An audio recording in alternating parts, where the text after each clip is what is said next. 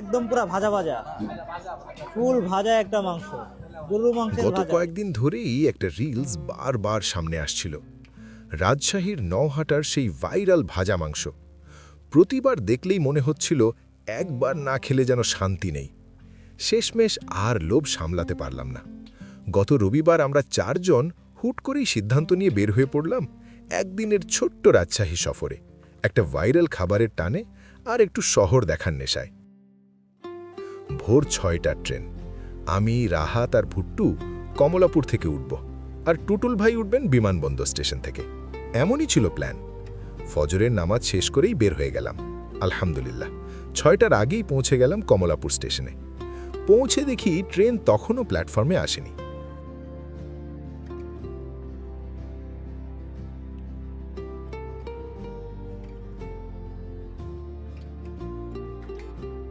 ওদিকে টুটুল ভাইও বিমানবন্দরে রেডি। 6টা, 6টা 5, 6টা 10। অপেক্ষা যেন শেষই হচ্ছিল না। শেষমেশ ট্রেন ছাড়ল 6:30টায়, আধা ঘন্টা লেট। তবে যাত্রা শুরু হওয়ার পর সব অপেক্ষায় যেন সার্থক লাগছিল।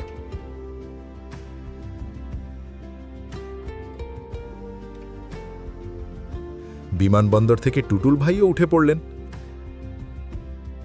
আমাদের সিট ছিল বগির 2 প্রান্তে।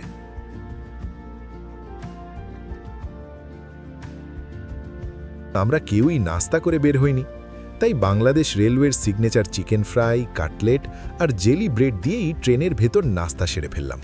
তারপর 1 কাপ কফি যাত্রাটাকে যেন আরও সুন্দর করে দিল।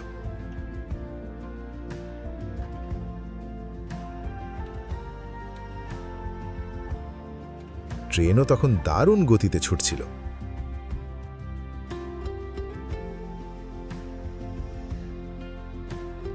এই ছোট্ট সফরের 3টে স্পেশাল মিশন: নওহাটা বাজারের ভাইরাল ভাজা মাংস খাওয়া, পদ্মায় মন ভরে গোসল করা, আর রাজশাহীর অথেন্টিক কালাই রুটির আসল স্বাদ নেওয়া।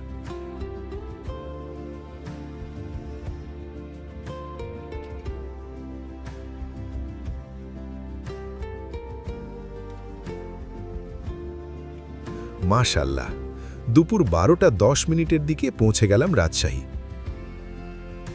স্টেশন থেকে বের হয়ে হাঁটতে হাঁটতে শহরের প্রথম অনুভূতিটাই ছিল পরিষ্কার, শান্ত আর ভীষণ গোছানো। হাঁটতে হাঁটতেই চোখে পড়ল রাজশাহী রেশম কারখানার শোরুম। ভেতরে ঢুকে বিভিন্ন ধরনের রেশম কাপড় দেখলাম, আর গুটি থেকে রেশম কাপড় তৈরি হওয়ার পুরো প্রক্রিয়াটাও ঘুরে ঘুরে দেখলাম।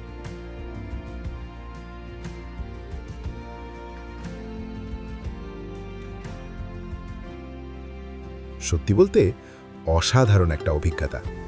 সংরক্ষিত এলাকা হওয়ায় ছবি বা ভিডিও নেওয়া যায়নি, কিন্তু স্মৃতিতে জায়গা করে নিয়েছে দারুণভাবে।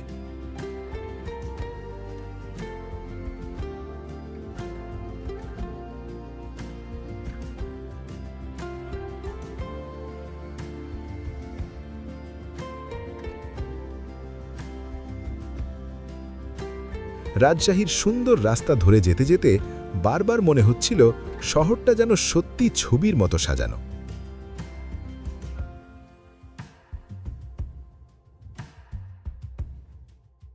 পরিষ্কার, গোছানো, শান্ত আর চোখ জুড়ানো।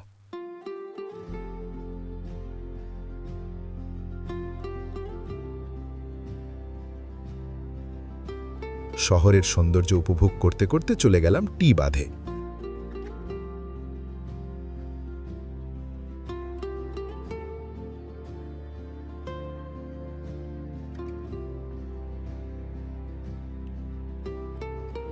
উদ্দেশ্য একটাই, পদ্মার পানিতে মন ভরে গোসল করা।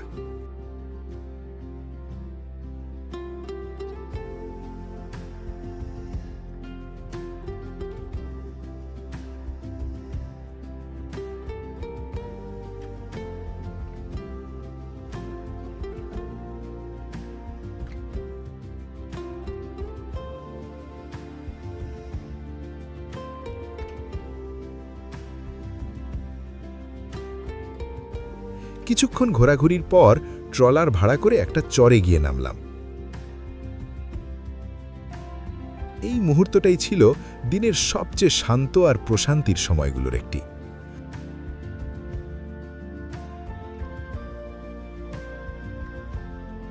তারপর শীতল পানিতে ডুব দিয়ে যেন পুরো শরীর মনটাই ফ্রেশ হয়ে গেল।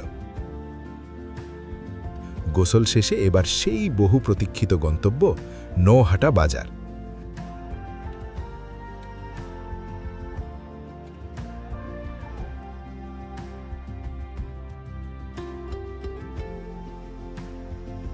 অবশেষে পৌঁছে গেলাম নওহাটা বাজারের ফয়সাল মামার হোটেলে। তারপর যে খাবারের জন্য এত দূরের সফর, ভাজা মাংস আর গরম ভাত। আলহামদুলিল্লাহ, 4 জনে পেট পুড়ে খেলাম। সত্যি বলতে লোভটা একদম সার্থক ছিল, খুবই মজা।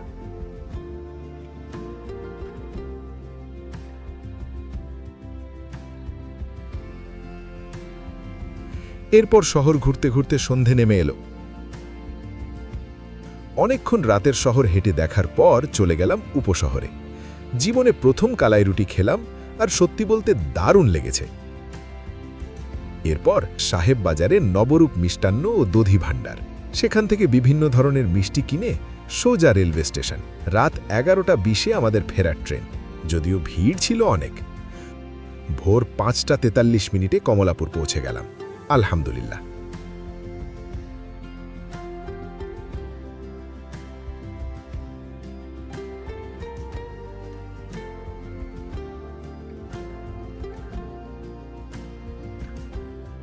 পুরো দিনটা এত সুন্দর কেটেছে যে মনে হচ্ছিল একদিনে যেন অনেকগুলো স্মৃতি জমা হয়ে গেল। আলহামদুলিল্লাহ।